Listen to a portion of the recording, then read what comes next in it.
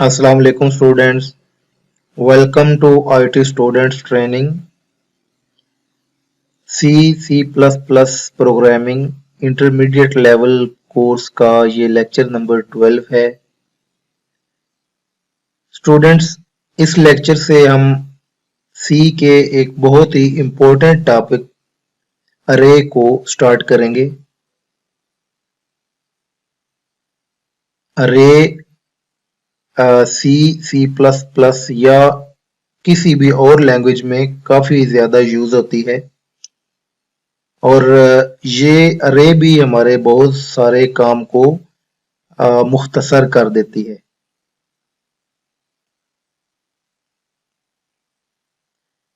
If we need to get ages of 100 students, then declaring 100 variable is not good programming practice. Solution of this problem is array. Array is used to store multiple values of identical data type.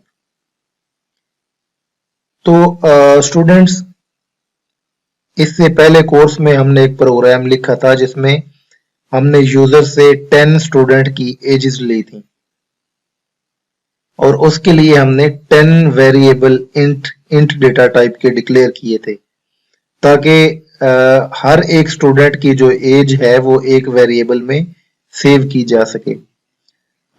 Let's suppose वो तो थे 10 student.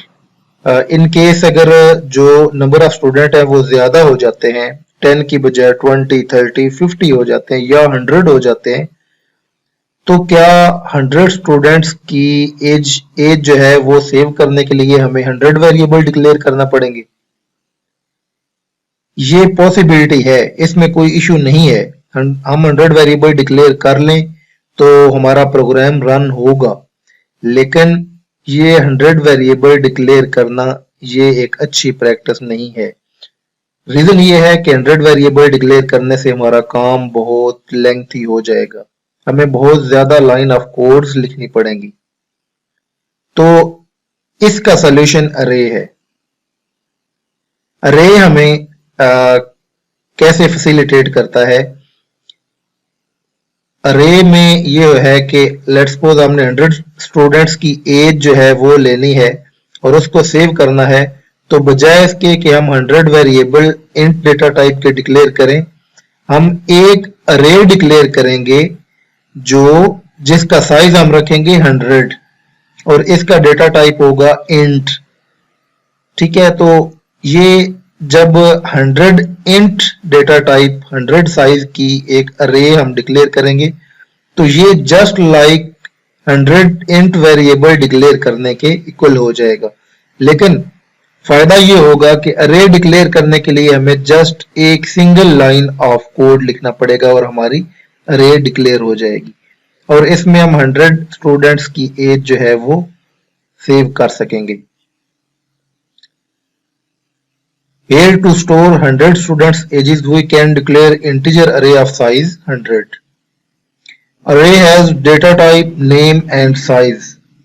ठीक है, array का भी एक data type होता है क्योंकि array आइडेंटिकल डेटा टाइप की वैल्यू सेव करती है। मीन के अगर int की array है तो जितनी इसका साइज है उतने इंटीजर इसमें सेव हो सकेंगे। अगर ये कैर की array है तो जितना इसका साइज है उतने इसमें करैक्टर सेव हो सकेंगे। ठीक है, तो अरे का नाम होता है, साइज होता है।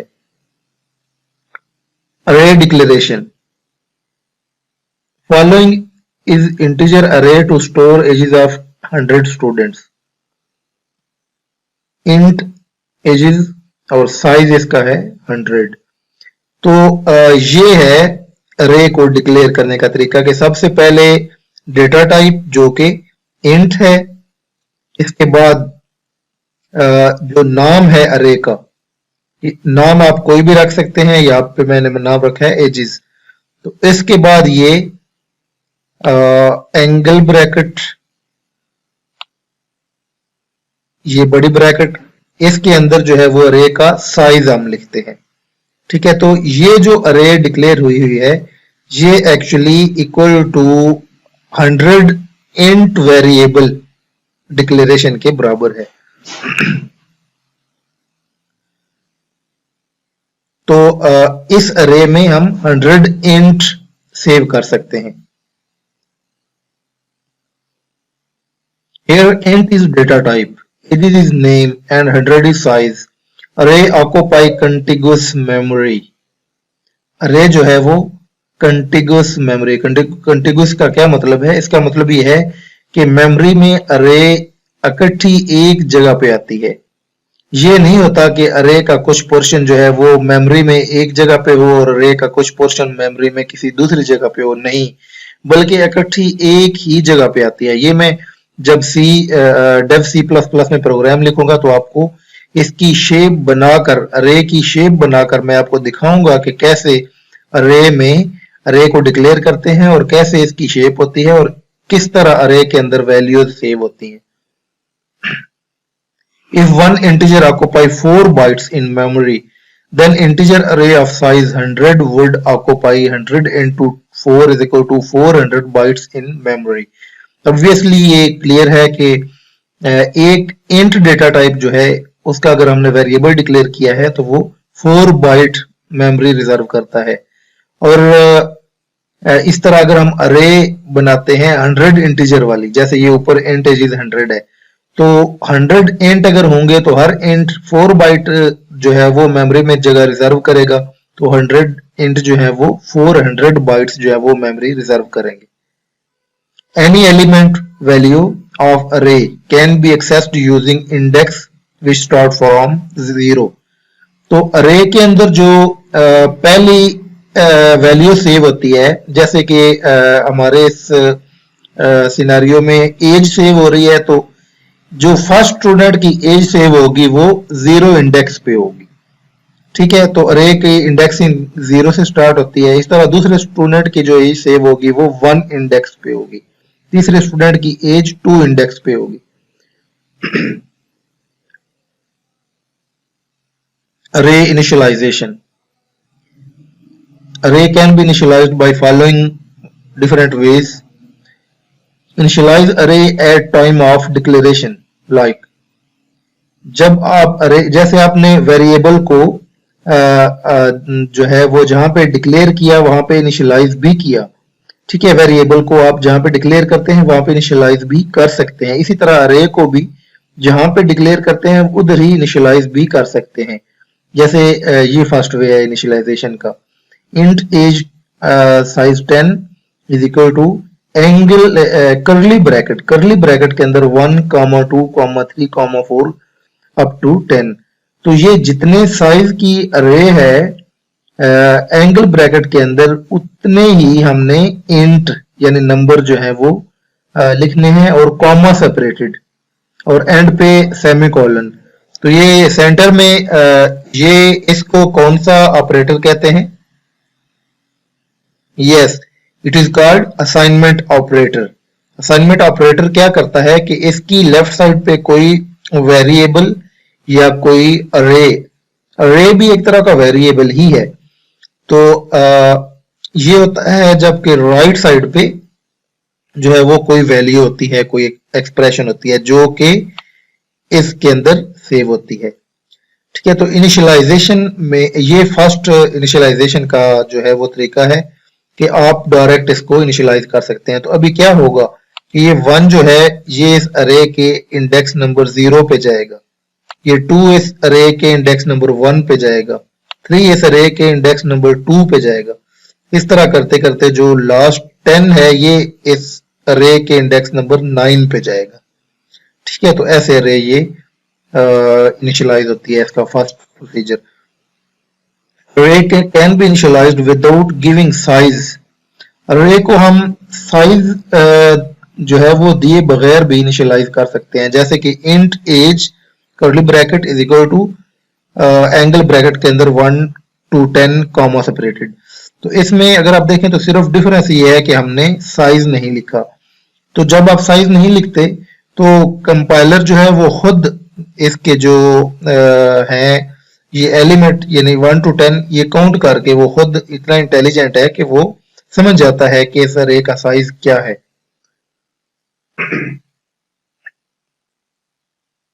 Your compiler automatically calculate the size of array by counting its element. तो ये सेकंड तरीका हो गया इनिशियलाइज करने का।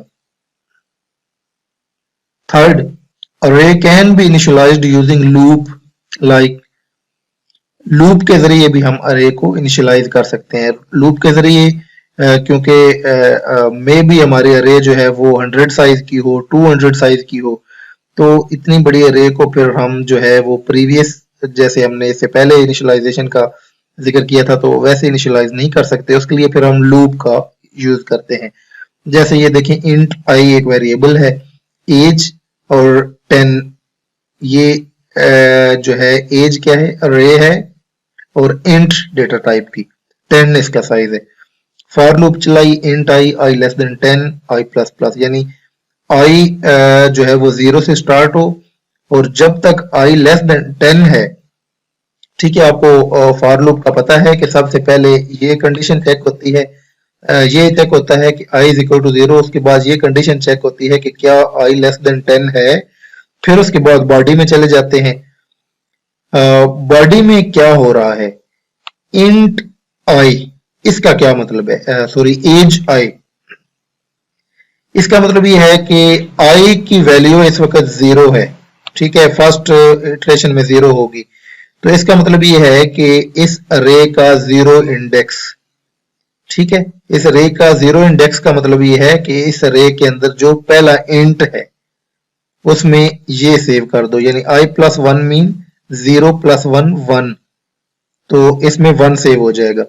और फिर आई प्लस प्लस कर दो, सॉरी आई प्लस प्लस यहाँ पे फॉर लूप के अंदर नहीं होता, इसको मैं रिमूव कर रहा हूँ क्योंकि ये व्हाइल लूप में होता है। फॉर लूप में आई प्लस प्लस, जब ये यहाँ तक कोड रीड हो जाता है उसके बाद ये इधर कंडीशन के अंदर ये आई प्लस प्लस होता है। जब आई प्लस प्लस होगा फिर ये कंडीशन चेक होगी आई लेस देन 10, फिर इधर आ जाएंगे। तो इस तरीके से नेक्स्ट टाइम क्या होगा, एज 0 की बजाय यहाँ पे 1 हो जाएगा, यानी कि जो नेक्स्ट इंडेक्स है, इंडेक्स नंबर 1, यानी कि इंट दूसरा इंट, ठीक है, दूसरा इंट वेरिएबल, इसमें ये सेव होगा। तो इस तरीके से हम लूप के जरिए अरे को इनिशियलाइज करते हैं। और लास्ट क्या है जो इनिशियलाइज करने का तरीका, we can initialise array by getting ages from user age. तो यूजर से हम जो है वो भी इनपुट लेकर इनिशियलाइज कर सकते हैं और वो भी लूप के जरिए ही लेते हैं।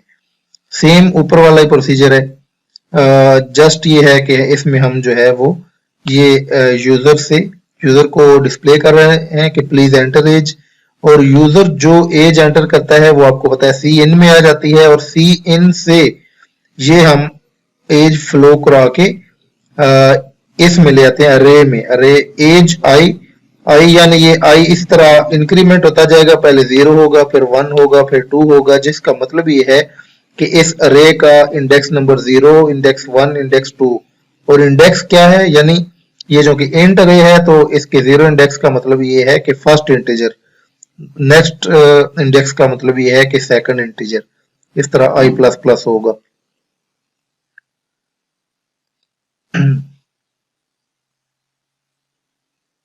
Array problem statement. Write a program in which get ages of 10 students from users and calculate the average age. Use array to store age given by user.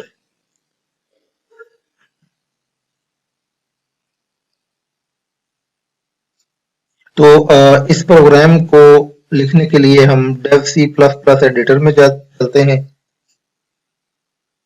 dev C++ को ओपन करते हैं,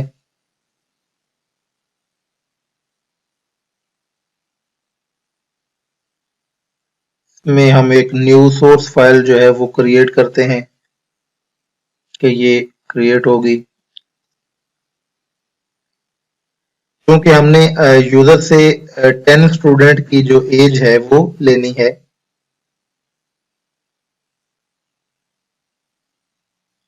तो 10 student की as लेने के लिए हम सबसे पहले 10 स्टूडेंट के लिए एक अरे डिक्लेयर करते हैं, यानी इंट डेटा टाइप की, इंट एजेस और इसका जो साइज है वो हम क्या रखते हैं 10, और इसको हम इनिशियलाइज यहाँ पे नहीं करेंगे, इसको हम सिर्फ डिक्लेयर करेंगे। इसके बाद क्योंकि हम एक लूप चलाएंगे और उस लूप के जरिए हम जो है वो यूजर से एजेस लेंगे, तो वो लूप चलाने के लिए हमें एक वेरिएबल रिक्वायर्ड होगा, तो उस वेरिएबल को हम int i is equal to 0 के नाम से डिक्लेयर कर लेते हैं और इनिशियलाइज भी कर लेते हैं। इसके बाद फॉर लूप चलाते हैं, for loop i is equal to 0 semicolon, i less than 10 semicolon, i plus plus. तो ये फॉर लूप का सिंटेक्स है, आपको पता है ऑलरेडी। फॉर लूप की बॉडी में चले जाते हैं, यहाँ पे हम सी आउट करेंगे और हम यूजर को कहेंगे कि please enter age of student, और यहाँ पे हम लेस देन करके आई कर सकते हैं, और फिर हम लेस देन करेंगे और सेमीकोलन करके यहाँ पे इक्वल, और फिर लेस देन करेंगे, तो यहाँ पे हम सेमीकोलन डाल देते हैं और फिर सी इन करते हैं। ओके, सी इन करेंगे और सी इन में जो यूजर वैल्यू एंटर करेगा, एज एंटर करेगा, वो सी इन में होगी, और सी इन से हम इसको सेव करते हैं इसमें अपनी अरे में। तो अरे और इसका जो इंडेक्स देंगे वो हम आई देंगे, क्योंकि ये आई जो है ये 0 होगा और ये फिर इंक्रीमेंट होता जाएगा। अभी अगर आप देखें तो ये जो है please enter age of student, ये ऐसे ही डिस्प्ले हो जाएगा, और इसके बाद ये जो वेरिएबल आई है इसकी वैल्यू डिस्प्ले होगी, यानी ये फर्स्ट टाइम 0 होगा, फिर 1 होगा, फिर 2 होगा, फिर 3 होगा, और इसके बाद ये बिल्कुल ऐसे ही डिस्प्ले हो जाएगा जैसे आपको नजर आ रहा है इक्वल ऑपरेटर। ठीक है, तो ये फर्स्ट टाइम क्या होगा, please enter age of student 1, sorry 1 नहीं, ये चूंकि आई की वैल्यू 0 है तो इसको हम +1 कर देते हैं यहाँ पे। तो ये क्या होगा, first time please enter age of student 1 is equal to, और इज इक्वल टू के बाद क्या होगा, जो स्टूडेंट जो यूजर एज एंटर करेगा वो वाली वो एज जो है वो उसमें अरे में सेव हो जाएगी। ठीक है, और फिर जब दोबारा लूप चलेगी फिर इधर आ जाएगा please enter age of student 2। ठीक है, फिर इसके बाद नेक्स्ट इटरेशन में please enter age of student 3। इस तरह ये चलता रहेगा और यूजर जो एज एंटर करेगा वो सी इन के जरिए अरे में सेव होती जाएगी। ठीक है, तो अभी हमारे पास जो अरे है वो फिल अप हो चुकी है, यहाँ पे 10 स्टूडेंट की एज जो है वो हमारे पास अरे में आ चुकी है। अभी हमने क्या करना है, अभी हमने इस अरे में से जितने भी स्टूडेंट की एज है उन सबको ऐड करना है। तो उसके लिए फिर हम एक फॉर लूप चलाते हैं, और फॉर लूप चलाने के बाद हम इसके ऊपर एक वेरिएबल डिक्लेयर कर लेते हैं j इज इक्वल टू 0, और फॉर लूप में j इज इक्वल टू 0 दोबारा बेशक लिख लें, कोई मसला नहीं है। j इज लेस देन 10 और j प्लस प्लस करेंगे, इसके बाद हम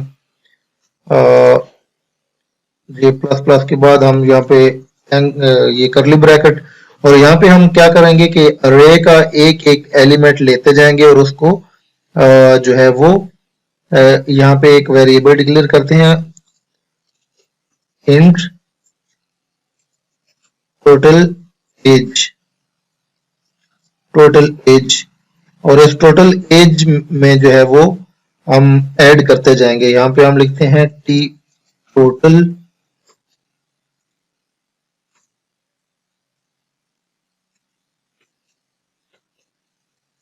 total age is equal to total age plus ages जे।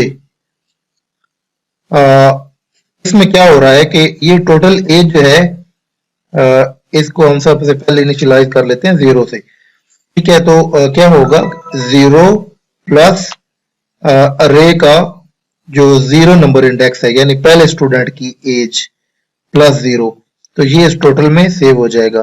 जब नेक्स्ट इटरेशन आएगी लूप की तो क्या होगा कि इस टोटल एज से पहले स्टूडेंट की एज प्लस इधर से दूसरे स्टूडेंट की एज ये एंटर हो जाए, ये ऐड हो जाएगी और यहाँ पे इसमें सेव हो जाएगी इस वेरिएबल में।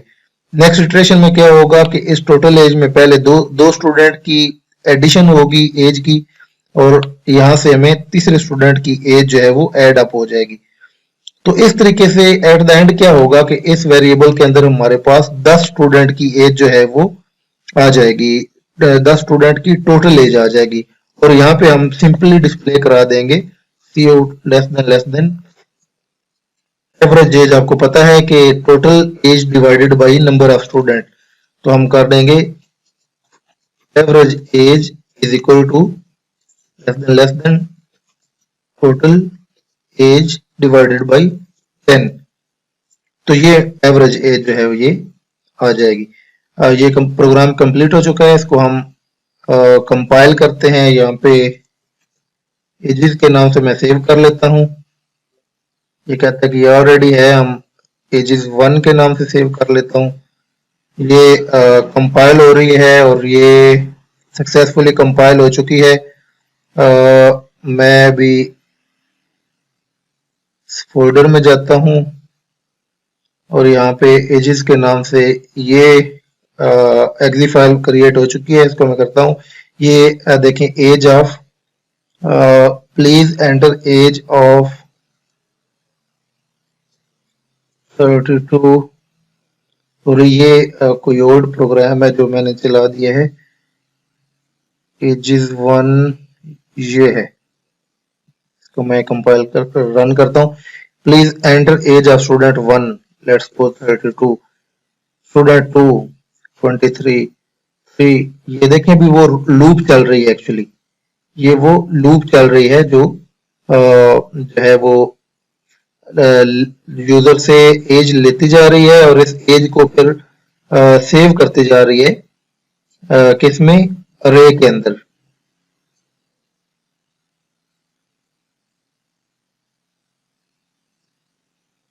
तो ये देखें अभी इसने 10 स्टूडेंट की एज ली, इसको से अरे में सेव किया और फिर average age is equal to 19। इसने एवरेज एज कैसे निकाल ली, सबसे पहले लूप चलाई और लूप में 10 स्टूडेंट की एज को प्लस किया और जो ऐड हुआ, जो एंड पे प्लस हमें जो होने के बाद समेशन मिला, रिजल्ट मिला, उसको उसने टोटल एज को नंबर ऑफ स्टूडेंट पे डिवाइड किया तो हमें एवरेज एज मिल गई। तो ये स्टूडेंट था एज के इसके सॉरी अरे के रिलेटेड। अरे को हमने देखा कि अरे क्या होती है, अरे को हमने जो है वो डिस्कस किया, इसके बारे में हमने प्रोग्राम लिखा। सॉरी एक चीज मैं भूल गया कि मैं आपसे मैंने आपको कहा था कि मैं पिक्टोरियल प्रेजेंटेशन इसकी दूंगा। तो अरे जो है वो एक्चुअली ऐसे होती है डिक्लेयर के, जैसे ये आपकी मेमोरी है, आपका जो आपको पता है कि ये आपकी मेमोरी की जो है वो डिस्ट्रीब्यूशन डिवीजन है, हर एक इसकी लोकेशन जो है वो 1 बाइट की होती है। तो अगर आप एक इंट डिक्लेयर करते हैं तो इंट आपका 4 बाइट ये जो है वो मेमोरी रिजर्व करेगा, ये 4 बाइट, ठीक है। लेकिन अगर आप लेट्स सपोज अरे डिक्लेयर करते हैं ऑफ 10 इंटीजर की, तो फिर ये कंटिग्यूअस मेमोरी ऐसे होगी कि ये ऊपर वाला एक इंट, फिर ये दूसरा इंट, फिर ये तीसरा इंट, फिर ये चौथा इंट, ठीक है। तो इस तरह 4-4 बाइट का एक एक इंट जो है ये इस तरह के 10 इंटीजर जो है वो कंटिग्यूअस यानी एक दूसरे के साथ मिले हुए, ये टोटल जो 10 इंटीजर यानी 40 बाइट, एक इंटीजर के लिए 4 बाइट, तो ये आपकी अरे होगी। और इस ये जो पहला इंटीजर है ये अरे का इंडेक्स 0, दूसरा इंटीजर अरे का इंडेक्स 1, तीसरा इंटीजर अरे का इंडेक्स 2, चौथा इंटीजर अरे का इंडेक्स 3। तो इस तरह 10th जो इंटीजर है वो अरे का इंडेक्स 9 होगा। तो ये इस तरीके से अरे होती है। तो ये लेक्चर यहाँ पे कंक्लूड करते हैं। इंशाल्लाह नेक्स्ट लेक्चर में अरे के बारे में हम कुछ मजीद पढ़ेंगे। तब तक के लिए अल्लाह हाफिज।